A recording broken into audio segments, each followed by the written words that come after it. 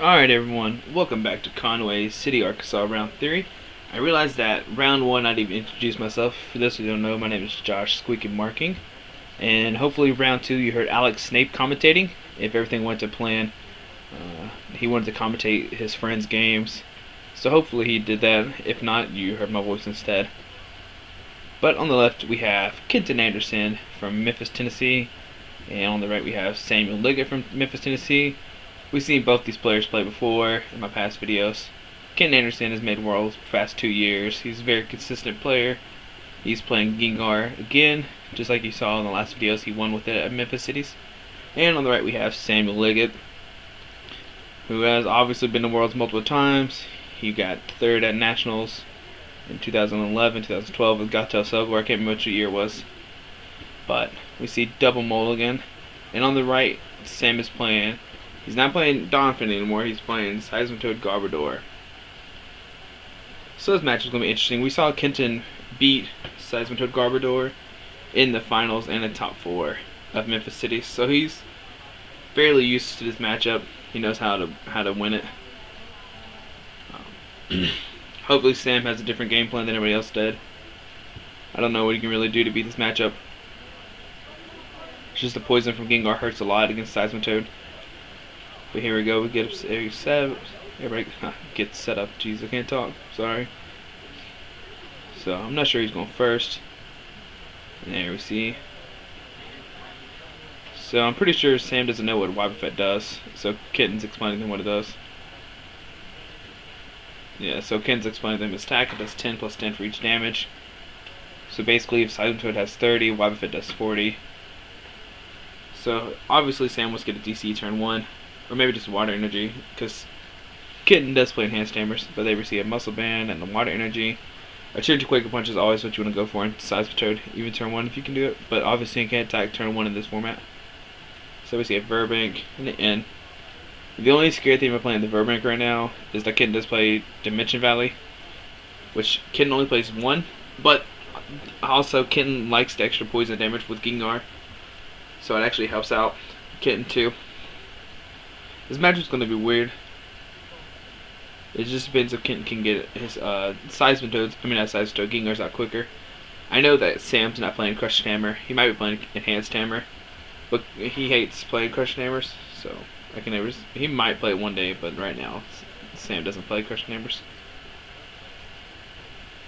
So we'll see. So each gets 6 cards. Hopefully they each get 6. I know the last video I had somebody get 7, and I'm sorry about that.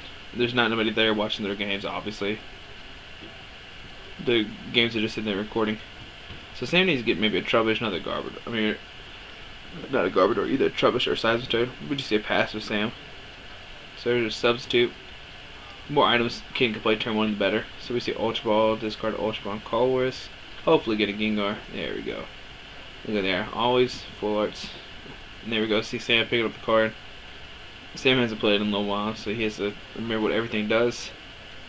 He's trying to do good at cities. He realizes that 300 points is kind of easy to get for Worlds, and if he can do good at cities, he can get an invite, so that's why he's playing at cities now. So we see a Juniper, we see a Psychic Energy, Bloodstone. Kenton's having an amazing turn 1. Just trying to play all the item cards you can. Knowing Kenton, he should probably choose a substitute, which I know he will. So we see a Professor Letter, get 2 Psychics.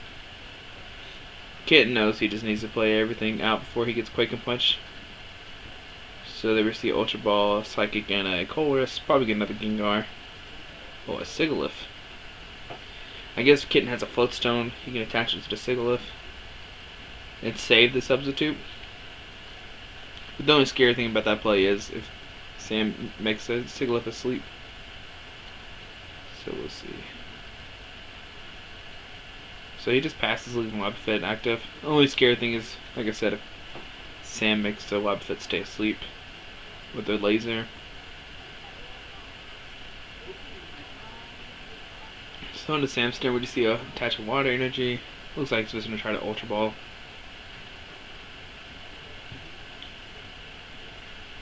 So let's see. I know a lot of Seismatoad decks either aren't playing Water Energy, which is always kind of scary, because then you can't Grenade Hammer for the last 2 prizes. I like playing the Water Energy version than any other at this moment.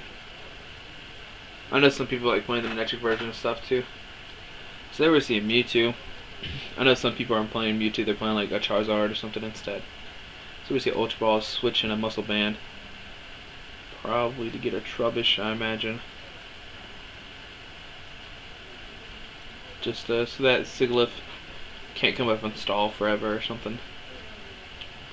Or maybe another Toad, I don't know. Just depends what Sam's feeling like getting. So yeah, just a Trubbish.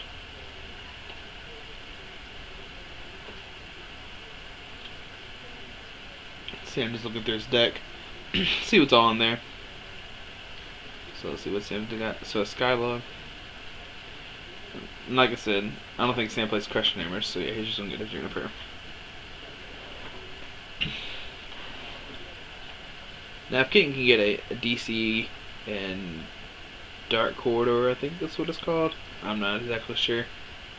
I know it does 60 in poison, so it does, and then plus the Muscle Band. So it does 110 total per turn. So we see just a Quick and Punch for 50. No more item cards. So we just see a Psychic Energy.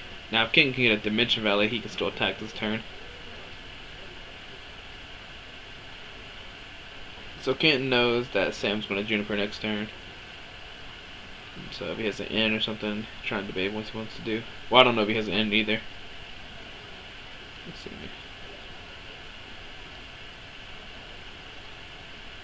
What does Kenton want to do? He's only got 3 cards. Can't be that many decisions. So we just see a pass. Maybe Ken doesn't have anything. Maybe just, I don't know. So there we see a discard Enhanced, which is very nice for Ken. I can't imagine Sam playing 4 of those, maybe just 2. But we know 1 DC is already gone from Kenton's side too. So there we see another Seismatoad. Does he have a DC? No, he just has Water Energy. There we see a Laser in Sam's hand. The question is he going to play it on this Wobbuffet to keep it asleep? Well, no. If he plays a Laser, the Wobbuffet's knocked out. But I think he just wants to save it for the Gengar. So we just see another Quake Punch. Doesn't seem like Kitten has anything, or he would have swapped the energy really fast on the Gengar. So there we see a Juniper. Discarding a Gengar, Furbrink and an N. I don't know why Kent didn't drop the Gengar. Maybe he doesn't want to get Lysander up or something.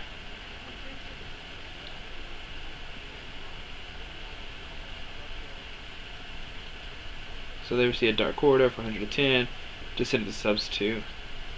Might as well. So now Sam needs a switch, which we'll see in his hand. This is very nice. Question is, does he have another Water Energy or not?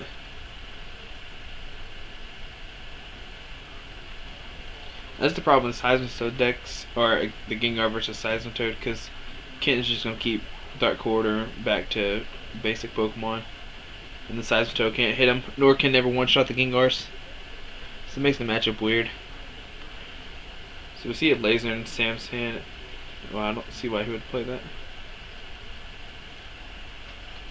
So I see a Head Ringer too, which you can't attach to anybody, because the Gengar already has a Muscle Band attached to it, and you can only attach it to EXs.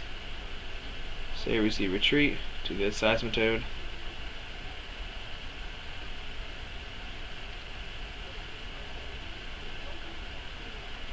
Let's see, what does Elson have in his hand? All I know is there's a Laser and a Head Ringer. I couldn't see what else was in his hand.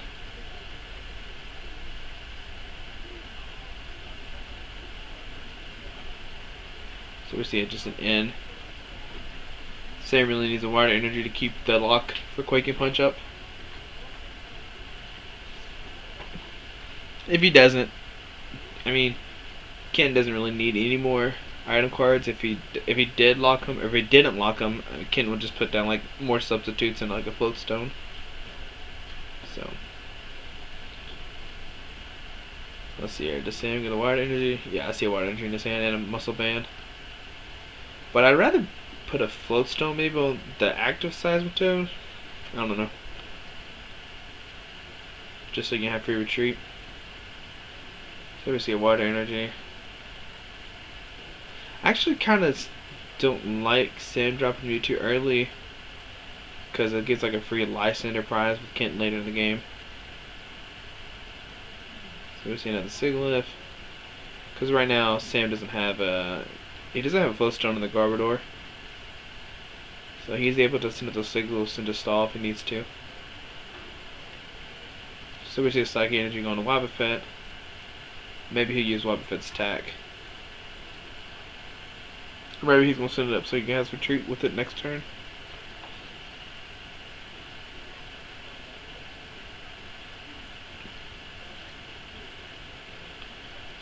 Can't just decide what to do. We know he's in a Dark Corridor. The question is what? Does he have a supporter in his hand or anything?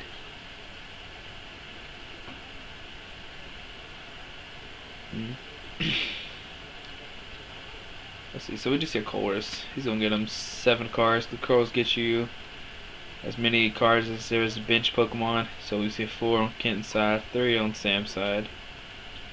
So 4, 7. Imagine Kenton wants to try to get another Gengar too, maybe.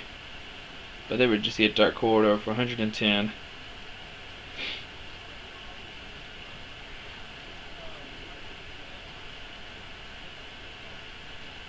So it doesn't matter what Sam does with this Seismatoad, the Wobbuffet is just going to get knocked out with just regular Quake Punch.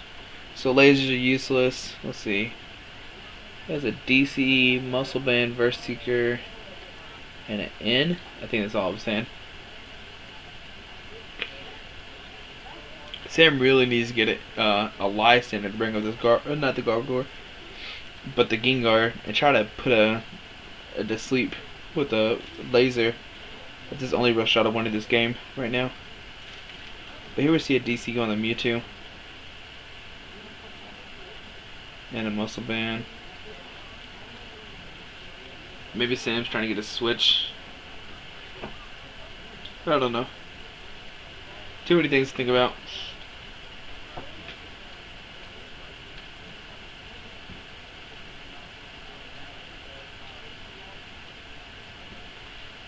So let's see. I don't think Sam plays any other attack speed besides Seismatoad and the one Mewtwo. So we see another Headringer in Sam's hand, which is once again not useful. Because Kenton's not dropping any more EXs. Don't know if that's on purpose or on accident. Well, not on accident, but just not drawn into them.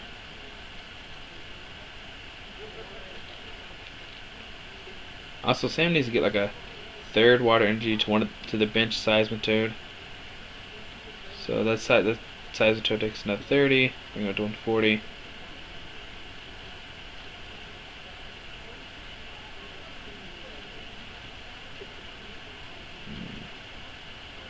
So Kenton just hits the Gengar. He's going to Dark Corridor no matter what. To whatever.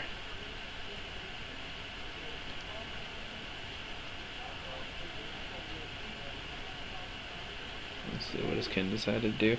There's not much for Kenton to do this turn. I mean, he can maybe attach like an energy to a Sigilyph. Maybe try to get another Gengar. But it doesn't seem like he has anything. So we just see a Dark Corridor for the knockout. Kenton's taking his first 2 prizes. So now it's 4 to 6. I mean 4 to 5, not 4 to 6. Now on to Sam's turn. It's weird that he hasn't drawn to the float stones. Maybe he's playing only 2 instead of 3, so that's why he's not drawing it to him. I know Sam doesn't play Skyla either, if I remember correctly. No, he does play Skyla with some. Skyla for Juniper. I don't know why he can't get the float stone. Now, if Sam's able to get a water energy and a Lysander and a plasma, I mean not plasma, but a hypnotic laser, he can knock out that Gengar on the bench, which will help him out a lot. The only bad thing is that Wobbuffet is going to poop on him next turn.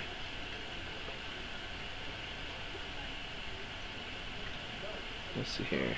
So he's asleep with his laser, which is the only bad thing. Because then that Wobbuffet gets knocked out, coming back into Sam's turn if it stays asleep. So we see Sam have an Ultra Ball. Imagine he would want to start pounding up another Seismatoad. Just depends on what Sam wants to discard with the Ultra Ball. It doesn't seem like he knows what to discard. Maybe the Trubbish. Yeah, oh, he's not going to use the Ultra Ball. Just going to Quake a Punch and hope that... Oh, maybe not. Let's see here. Sam just keeps on deciding what to do. He's doing Mewtwo math, see if he can one-shot this Gengar.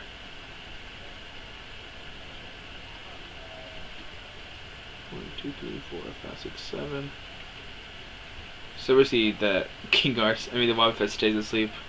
So that means the Wobbufet's going to die coming back into Sam's turn, which is bad. Oh, but Ken has a Dimension Valley to save it. Very nice. So with the Mewtwo, it does 1, 2, 3, 4, 5, 6, 7, 8. It does 160. So if Sam can get like another Verbrink and Laser, he can one-shot at the Mewtwo.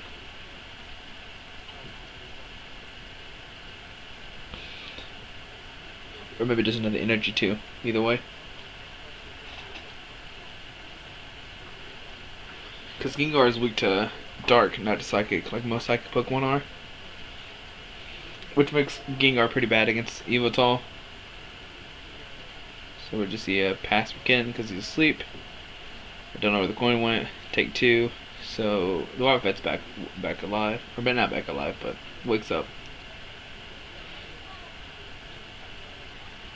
I guess that Dimension Valley came a clutch. We've seen Kenton play the Dimension Valley before in the finals or in top 4 to like one-shot stuff with the Wobbuffet. Instead attached to 2 energies. So on to Sam's turn. Like I said, he really needs a way just to knock out this Gengar. If he could do that, he'd be in a really good position.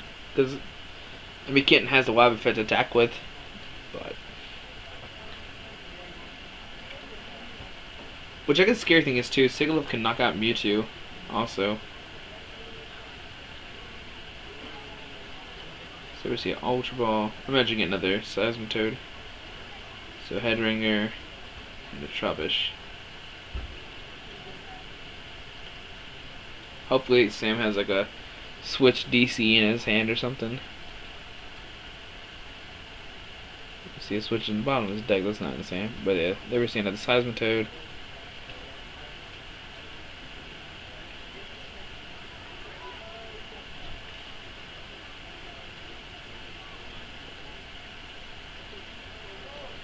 Sorry about the quality, not the quality, the silence. Don't really know what to say while Sam's shuffling his hand, or his deck, not his hand. So we see a DCE. Now does he have a Switch? Nope. He doesn't have a supporter either. I don't think neither one played a supporter last turn. Now on to Kenton's turn. He's going to be able to do Dark Corridor for a knockout. The question is, what does he send up? I guess it's Sigilyph, since Sam still doesn't have a Floatstone on that Garbodor. Or Garbodor. Jesus, I hate saying Garbodor.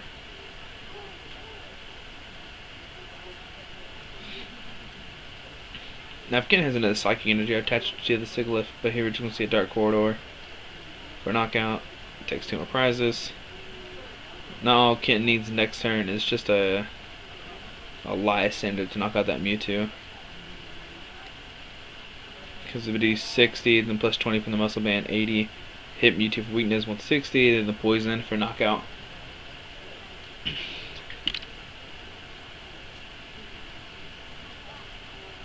So let's see what Sam has. If he doesn't have a Floatstone, he can't even hurt the Sigilyph this turn.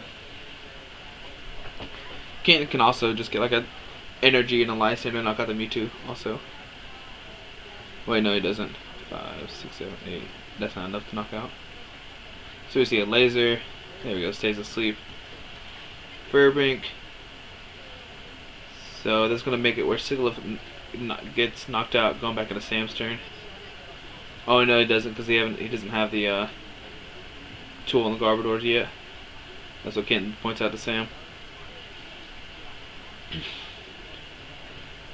So we see a DCing on the Sigilyph. Probably just see a pass from Kenton. There we go. The Sigla stays asleep like it matters. It's going to get knocked out, going back to Kenton's turn.